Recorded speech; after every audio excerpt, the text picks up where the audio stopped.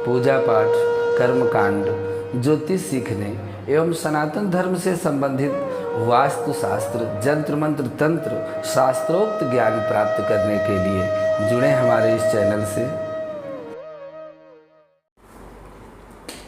नमस्कार मित्रों, बहुत बहुत स्वागत है आपका हमारे इस ज्योतिष शिक्षा के चैनल में, जिसको आप अपने ज्ञानार्जन के लिए निरंतर प्रयोग कर रहे हैं। आज आपके लिए बड़ी श्रेष्ठ जानकारी लेकर के आए हैं। शायद आपको इस विषय में अभी तक किसी ने ना बताया होगा, लेकिन हम प्रयास करते हैं कि आपको नित्य नई ऐसी जानकारी लेकर के दें जो आपके लिए पौराणिक हो, वैदिक हो और बिल्कुल जो है उपयोगी हो। इन जानकारियों में आज सबसे अच्छी जानकारी लेकर के आए हैं आसन। हमारे जीवन में आसन का क्या महत्व है। प्रायः हम आसन को लेकर के बहुत दिग्भ्रमित रहते हैं और कहीं भी बैठ कर के कुछ भी पूजा पाठ कर लेते हैं। शायद हमको ये नहीं पता कि अष्टांग योग की जो विधा है, तो अष्टांग योग में सबसे पहले व्यक्ति को यही सिखाया जाता है कि जितासन, जित मनः, जित श्वासो, जितेंद्रिय। ये अष्टांग योग की पहली रूपरेखा है। इसी तरह से नित्य कर्म में सबसे पहला हमारा आसन है। यदि हमने आसन को नहीं जीता, आसन पर हमारा प्रभाव नहीं पड़ा, तो हमारे द्वारा की गई कोई भी साधना, तपस्या, जप, तप, व्रत का फल कुछ न कुछ कम हो जाता है। कहते हैं कि यदि आसन में बैठ कर के पूजा करने के उपरांत में आसन के नीचे जल डाल के मस्तक में न लगाया जाए, तो उसका जो फल है वह इंद्र ले जाते हैं। क्यों ले जाते हैं? शायद ये रहस्य की बात है, लेकिन आपको बता दें कि जिस समय भगवान का वामन अवतार हुआ और उन्होंने राजा बलि को के पूरे त्रैलोक्य को 2 पगों में नाप लिया, तीसरे पग के लिए कुछ देने को नहीं बचा, तो राजा बलि ने कहा कि महाराज, राजा भी प्रजा की संपत्ति होता है और आप मेरे इस शरीर को नाप लीजिए। तो भगवान ने तीसरे पग में उसके शरीर को नाप लिया। अब 3 पग में सर्वस्व भगवान ने ले लिया। इसके बाद राजा बलि को कहा कि तुम पाताल में जाकर के निवास करो। यद्यपि तुम्हारे 100 अश्वमेध यज्ञ पूरे हो गए हैं, लेकिन इस समय जो इंद्र पदासीन हैं, उसके बाद आपको इंद्रासन की प्राप्ति निश्चित होगी और हम आपके ऊपर बहुत प्रसन्न हैं, आप वरदान मांग लो। तो राजा बलि ने कहा कि प्रभु, आपकी बड़ी कृपा हुई, आपने संसार आपसे मांगता है, आप मेरे दरवाजे मांगने आए, इससे बड़ा मेरा सौभाग्य क्या हो सकता है। लेकिन बस एक चीज़ चाहता हूँ प्रभु, आप मुझको पाताल भेज रहे हैं, लेकिन वहाँ जाके मैं क्या खाऊँगा। कहा कि आज के बाद जो लोग पूजा करेंगे, अब पूजा करने के बाद यदि अपनी पूजा का फल भगवान को अर्पित करने के उपरांत आसन के नीचे जल डालकर मस्तक में नहीं लगाएंगे, तो वह उसकी पूजा, आपका भोजन, आपका आहार, वो उसका फल आपको मिल जाएगा। राजा इंद्र की इस विधा से राजा बलि बहुत प्रसन्न हुए और कहा कि प्रभु, मेरी एक इच्छा ये है कि जब तक मैं पाताल में रहूं, तब तक आप नित्य मुझको दर्शन दें। भगवान ने उनकी वाणी को स्वीकार किया, क्योंकि भगवान बहुत प्रसन्न थे। तो इसलिए उस पूजा का फल राजा बलि को प्राप्त होता है। यह भी एक आसन की विधा है। अब आपको आसन के विषय में बताते हैं कि आसन का क्या महत्व है। आसन, एक तो आसन दर्भासन होता है। दर्भासन कहते हैं जो भगवान को आसन दिया जाता है बैठने के लिए, उसको दर्भासन कहते हैं, और जिस पर हम बैठते हैं उसको आसन कहते हैं। यदि अध्यात्म की दृष्टि से देखा जाए तो ये मानव शरीर भी एक भगवान के बैठने का आसन है। योगियों की भावना यही है कि ये जो पंचभौतिक शरीर है, ये भगवान के बैठने का आसन है, अर्थात ये दर्भासन है। और जब हम अपना ये शरीर भगवान की पूजा में समर्पित कर देते हैं, तो वो आसन हो जाता है। ये तो एक योग की विधा है, पर जो पूजा में बैठने का आसन होता है, उसको कैसा होना चाहिए और किस तरह से उस आसन का हम प्रयोग कर सकते हैं, तो उसका सबसे पहला सूत्र यह है कि कभी भी मनुष्य को जमीन में बैठकर पूजा पाठ नहीं करना चाहिए। ऐसा करने से उसका पुण्य भूमि में समा जाता है। तो आसन आवश्यक है। यदि कहीं आसन का अभाव हो तो थोड़े से तिनका मिल जाएं, उसको भी आप रख के उसमें बैठ जाएं, तो आप बिना आसन के पूजा नहीं हो सकती। दूसरा क्या है कि नंगे पैर भी, जैसे हम नंगे बदन शरीर बैठ करके पूजा करते हैं, यह भी हमारे लिए वर्जित है। 2 वस्त्र शरीर में होना आवश्यक है, एक अधो वस्त्र, एक ऊर्ध्व वस्त्र। ऊर्ध्व वस्त्र जो रहता है वो बाएं कंधे में रहता है, क्योंकि दाएं कंधे में तो हमारे यज्ञोपवीत रहता है, लेकिन बायां कंधा खाली रहता है, इसलिए बाएं कंधे में हमारे एक उपवस्त्र होना चाहिए और नीचे हमारे कमर के नीचे एक कांच लगा हुआ अधो वस्त्र होना आवश्यक है। यदि इसके अभाव में हम केवल धोती को नीचे से आधे में कांच लगा लें, आधे को बाएं कंधे से अपने ऊपर रख लें, तो भी एक पूजा की विधि है, क्योंकि बिना किसी वस्त्र के पूजा में अशुद्धता प्राप्त होती है।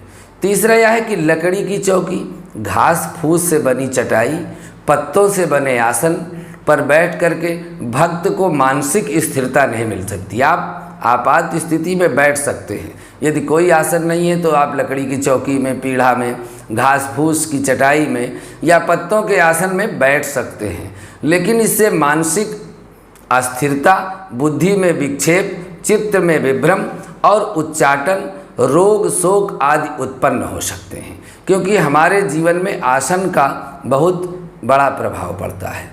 अपना आसन, अपनी माला आदि किसी दूसरे को न बैठने के लिए आसन देना चाहिए और न अपना माला किसी दूसरे को जप करने के लिए देना चाहिए। इससे भी आपका पुण्य क्षय होता है।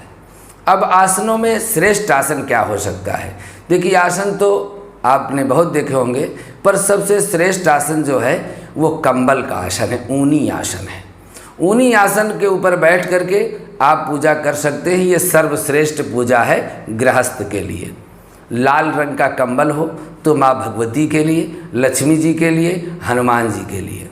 अन्य देवी देवताओं की पूजा के लिए सफ़ेद, पीला या अन्य किसी कलर का भी आप आसन प्रयोग कर सकते हैं, लेकिन काला ना हो। यदि भगवान भैरव की आराधना, भगवती काली की आराधना करनी है तो आप काले कंबल में भी बैठ सकते हैं। तो सबसे श्रेष्ठ आसन ऊन का होता है, कंबल का होता है। दूसरी बात क्या है कि आसन को होना कैसे चाहिए? तो आसन को चौकोर होना चाहिए। जितनी उसकी लंबाई हो और उतनी ही उसकी चौड़ाई हो। यदि उससे ज़्यादा लंबा चौड़ा हो तो उसको फोल्ड करके चौकोर बना लेना चाहिए। टेढ़ा मेढ़ा बैठते समय आसन नहीं रहना चाहिए। कंबल के आसन के अभाव में आप कपड़े या रेशमी कपड़े का आसन चल सकता है। वस्त्र, चूँकि सूती आसन में बैठने का निषेध है, तो आप रेशमी आसन के उसमें बैठ सकते हैं। चूँकि रेशम सदैव पवित्र होता है। कहते हैं कि पाट कीट ते होए तेहते पाटंबर रुचिर।